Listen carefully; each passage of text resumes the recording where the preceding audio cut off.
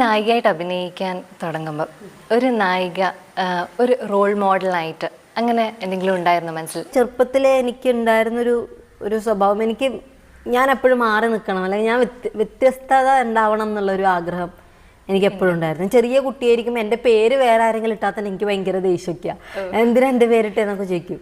അപ്പോൾ അങ്ങനെ ഒരു സ്വഭാവം എനിക്ക് ചെറുപ്പത്തിലേ ഉണ്ടായിരുന്നു. അപ്പോൾ ഒരിക്കലും ഞാനങ്ങനെ ഇന്നാളെ പോലെ ആവണം എന്നുള്ളൊരു, ഇന്നാൾ ചെയ്ത പോലുള്ള അങ്ങനെയൊന്നും വിചാരിച്ചിട്ടൊന്നുമില്ല. പക്ഷെ നമ്മുടെ മുന്നിൽ ഒരുപാട് നമ്മൾ ഇഷ്ടപ്പെടുന്ന ഒരുപാട് ആൾക്കാരുണ്ട്. നമുക്ക് മുന്നിൽ നമ്മളൊക്കെ വരുന്നതിന് തൊട്ട് മുന്നേ വിലസിയിരുന്ന ഒരാളാണ് മഞ്ജു ചേച്ചി. മഞ്ജു ചേച്ചി എന്ന് പറയുമ്പോൾ ഉള്ള കാലത്ത് ഏറ്റവും നല്ല കഥാപാത്രങ്ങൾ മാത്രമേ അവർക്ക് കിട്ടിയിട്ടുള്ളൂ. അത് ഏറ്റവും വലിയ ഭാഗ്യമാണ് ഒരു ആർട്ടിസ്റ്റിനെ സംബന്ധിച്ചിടത്തോളം. പിന്നെ അതിനു മുമ്പാണ് ശോഭന ചേച്ചി, ഉർവശി ചേച്ചി, രേവതി ചേച്ചി, അങ്ങനെ ഒരുപാട് പേരുണ്ട്. അപ്പോൾ അവരുടെയൊക്കെ പല സിനിമകൾ, പല ക്യാരക്ടേഴ്സ് നമ്മളെ വളരെയധികം സ്വാധീനിച്ചിട്ടുണ്ടാവാം. പക്ഷേ ഇന്നാളെ പോലെയെന്നോ അങ്ങനെയൊന്നും തോന്നിയിട്ടൊന്നുമില്ല. ഒരു സ്ത്രീ എന്ന നിലയ്ക്ക് കവിയുടെ ശക്തി എന്താണ്? എൻ്റെ കുടുംബം തന്നെയാണ് എൻ്റെ ഏറ്റവും വലിയ ശക്തി. ഇപ്പോൾ സ്ത്രീ എന്നല്ല, അത് പുരുഷനായാലും സ്ത്രീ ആയാലും ഏതൊരാളെ സംബന്ധിച്ചിടത്തോളം ഒരു അടിത്തറ എന്ന് പറയുന്നത് കുടുംബമാണ്.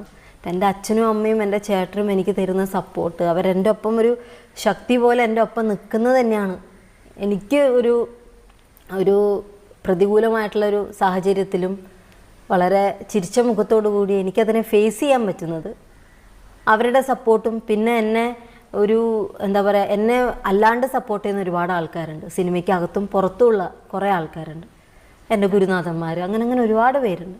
അവരൊക്കെ തരുന്ന സപ്പോർട്ട് ഏറ്റവും വലിയ ദൈവം. നമ്മൾ ദൈവത്തിന് മറന്നിട്ടൊന്നും പ്രവർത്തിക്കുന്നില്ല. മലയാള സിനിമയിൽ 1ഉം 2ഉം സിനിമകൾ നായികമാർ അഭിനയിച്ചിട്ട് അവർ തമിഴ് ആയാലും തെലുങ്കും കന്നഡയും ഒക്കെ അഭിനയിക്കുന്നു.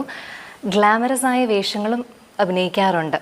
പക്ഷെ കാവ്യയും തമിഴ് സിനിമയിൽ പോയെങ്കിൽ പോലും കാവ്യ അവിടെ തുടർന്നില്ല, ഗ്ലാമറസ് ആയിട്ട് അഭിനയിച്ചില്ല. അത് എന്തുകൊണ്ടാണ്? തമിഴ് സിനിമ ഗ്ലാമറസ് ആയി തന്നെ അഭിനയിക്കണം എന്ന് അങ്ങനെ ഒരു നിർബന്ധം അവിടെയുണ്ടോ, അല്ലെങ്കിൽ കാവ്യയ്ക്ക് താല്പര്യമില്ലാത്തത് കൊണ്ടാണ്? എനിക്ക് താല്പര്യമില്ല എന്നുള്ളത് ഒന്നാമത്തെ കാര്യം. എന്നെ അങ്ങനൊരു ചെറിയ ഡ്രസ്സ് ഇടാനോ അങ്ങനൊരു മോശമായിട്ടുള്ള വസ്ത്രധാരണം നടത്താനോ എന്നോട് അവർ പറഞ്ഞിട്ടില്ല എന്നുള്ളത് മറ്റൊരു കാര്യം. അങ്ങനെ നമ്മൾ ആദ്യമേ അങ്ങനെ സിനിമയിൽ പോകുമ്പോൾ അങ്ങനെയുള്ള ചില ഡിമാൻഡ്സ് ഒക്കെ വെക്കുമല്ലോ. എനിക്കൊരാഗ്രഹം ഉണ്ടായിരുന്നു. ഞാൻ സിനിമയിൽ നിന്നൊക്കെ മാറുന്ന കാലത്ത് എല്ലാ ഭാഷയിലും ഓരോ സിനിമ ചെയ്യണം എന്നുള്ളതായിരുന്നു ഞാൻ വന്നപ്പം തുടങ്ങിയിട്ടുള്ള എൻ്റെ ആഗ്രഹമായിരുന്നു അത്. അപ്പം ഞാൻ അങ്ങനെ കണ്ടിട്ടുള്ളൂ. ഞാൻ തമിഴിൽ ഞാൻ അഭിനയിക്കുമ്പോഴും ഇനി ഇതായിരിക്കും എൻ്റെ ആസ്ഥാനം എന്നോ അങ്ങനെയൊന്നും വിചാരിച്ചിട്ടല്ല ഞാൻ പോയത്. അവിടെ തന്നെ പിടിച്ച് നിൽക്കണമെന്നോ വിചാരിച്ചിട്ടുമല്ല ഞാൻ പോയത്. എനിക്കൊരാഗ്രഹം ഉണ്ടായിരുന്നു, ഞാൻ ഏത് ഭാഷയിൽ പോയാലും കാവ്യ മാധവ് എന്ന് പറയുമ്പോൾ ഒരു ഐഡൻറ്റിറ്റി ഉണ്ട്, അതിന് മാറ്റം ഉണ്ടാവരുത്. മലയാളത്തിൽ ഭയങ്കര സാരിയും പട്ടുപാടും ബ്ലൗസും സൽവാറൊക്കെ ഇട്ടിട്ട് അവിടെ പോയിട്ട് കുഞ്ഞു ഡ്രസ്സ് അങ്ങനെ ആവരുത്. എന്നുവെച്ചാൽ എനിക്ക് പണ്ടേ അത് ചെയ്യുന്ന തെറ്റാന്ന് ഞാൻ ഒരിക്കലും പറയില്ല. വേറെ ഭാഷയിൽ പോയിട്ട് ചെറിയ ഡ്രസ്സ് ഇടുന്നത് അവരുടെ ധൈര്യം, അല്ലെങ്കിൽ അതിനെ ഒരിക്കലും എനിക്ക് കുറ്റം പറയാൻ പറ്റില്ല. എനിക്ക് പറ്റില്ല അത്. എനിക്ക് അത്രത്തോളം ധൈര്യമോ അത്രത്തോളം കോൺഫിഡൻസോ ഒന്നും എനിക്കില്ല.